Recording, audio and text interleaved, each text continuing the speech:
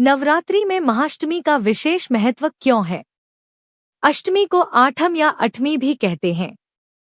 नवरात्रि की अष्टमी को महाअष्टमी या दुर्गाष्टमी कहते हैं, जो कि बहुत ही महत्वपूर्ण होती है। इस दिन माता के 8वें रूप महागौरी की पूजा और आराधना की जाती है। आओ जानते हैं कि महाअष्टमी का क्या है विशेष महत्व।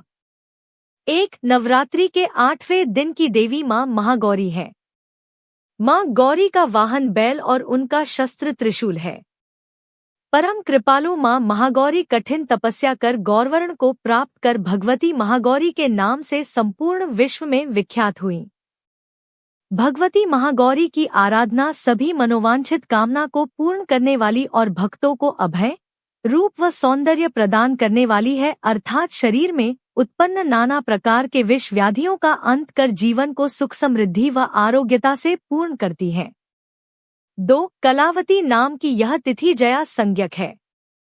मंगलवार की अष्टमी सिद्धिदा और बुधवार की मृत्युदा होती है। इसकी दिशा ईशान है।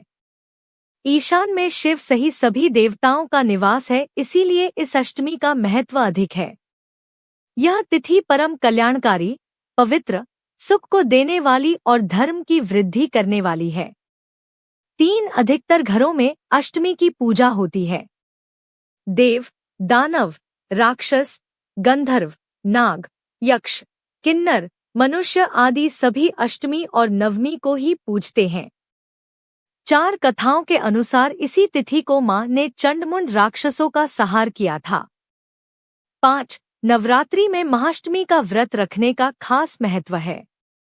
मान्यता अनुसार इस दिन निर्जला व्रत रखने से बच्चे दीर्घायु होते हैं। 6. अष्टमी के दिन सुहागन औरतें अपने अचल सुहाग के लिए मां गौरी को लाल चुनरी जरूर चढ़ाती हैं। 7. अष्टमी के दिन कुल देवी की पूजा के साथ ही मां काली, दक्षिण काली, भद्रकाली और महाकाली की भी आराधना की जाती है। माता महागौरी अन्नपूर्णा का रूप है। इस दिन माता अन्नपूर्णा की भी पूजा होती है, इसलिए अष्टमी के दिन कन्या भोज और ब्राह्मणों को भोजन कराया जाता है। 8. अष्टमी के दिन नारियल खाना निषेध है, क्योंकि इसके खाने से बुद्धि का नाश होता है। इसके आंवला तिल का तेल, लाल रंग का साग तथा कांसे के पात्र में भोजन करना निषेध है। माता को नारियल का भोग लगा सकते हैं। कई जगह कद्दू और लौकी का भी निषेध माना गया है, क्योंकि यह माता के लिए बलि के रूप में चढ़ता है। 9. यदि अष्टमी को पारण कर रहे हैं तो विविध प्रकार से महागौरी का पूजन कर भजन, कीर्तन, नृत्यादि उत्सव मनाना चाहिए। विविध प्रकार से पूजावन कर 9 कन्याओं को भोजन खिलाना चाहिए और हलवा आदि प्रसाद वितरित करना चाहिए। माता को अर्पित करें ये 1. खीर, 2. मालपुए, 3. मीठा हलवा, 4. पूरणपोई, 5. केले, 6. नारियल, 7. मिष्ठान्न, 8. घेवर, 9. धीशहद और 10. तिल और गुड़। 10. मां भगवती का पूजन अष्टमी को करने से कष्ट, दुख मिट जाते हैं और शत्रुओं पर विजय प्राप्त होती। मां की शास्त्रीय पद्धति से पूजा करने वाले सभी रोगों से मुक्त हो जाते हैं और धन वैभव संपन्न होते हैं। 11. महाअष्टमी के दिन महास्नान के बाद मां दुर्गा का षोडशोपचार पूजन किया जाता है। महाअष्टमी के दिन मां दुर्गा के 9 रूपों की पूजा होती है, इसलिए इस दिन मिट्टी के 9 कलश रखे जाते हैं और देवी दुर्गा के 9 रूपों का ध्यान कर उनका आह्वान किया जाता है। 12. भारत के कुछ राज्यों में नवरात्रि के 9 दिनों में कुमारी या कुमारिका पूजा होती है।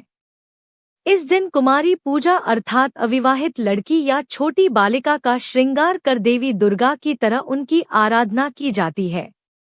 धार्मिक मान्यता के अनुसार 2 से 10 वर्ष की आयु की कन्या कुमारी पूजा के लिए उपयुक्त होती हैं। कुमारी पूजा में ये बालिकाएं देवी दुर्गा के विभिन्न रूपों को दर्शाती हैं: कुमारिका, त्रिमूर्ति, कल्याणी, रोहिणी, काली, चंडिका, शनभावी, दुर्गा और भद्रा। 13. इस दिन संधि पूजा का भी महत्व है। यह पूजा अष्टमी और नवमी दोनों दिन चलती है। इस पूजा में अष्टमी समाप्त होने के अंतिम 24 मिनट और नवमी प्रारंभ होने के शुरुआती 24 मिनट के समय को संधि काल कहते हैं।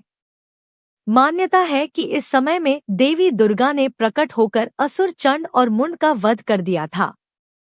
संधि पूजा के समय देवी दुर्गा को पशु बलि चढ़ाई जाने की परंपरा तो अब बंद हो गई है और उसकी जगह भूरा कद्दू या लौकी को काटा जाता है। कई जगह पर केला, कद्दू और ककड़ी जैसे फल व सब्जी